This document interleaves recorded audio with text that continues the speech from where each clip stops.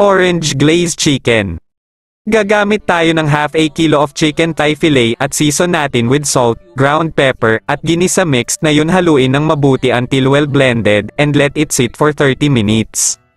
After long wait is over, we can now add half a cup of flour, half a cup of cornstarch at isang egg at konting tubig, then mix it together. Once dry pa ang mixture natin, mag-add pa tayo ng konting tubig and continue mixing it until we get the right consistency.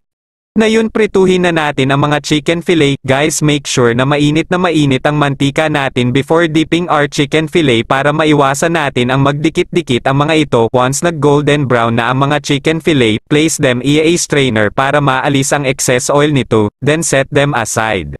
Sa malinis na kawali maglagay ng konting oil at isunod ilagay ang butter, minced garlic, ginger, soy sauce, oyster sauce, at orange juice. Mix it well and let it simmer. Kapag kumulo na ang sauce natin, ilagay na ang slurry.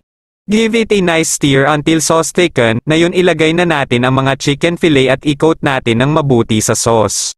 Now ilagay na natin sa plate at drizzle it with chopped green onion, and finally, our orange glazed chicken is ready to be savored.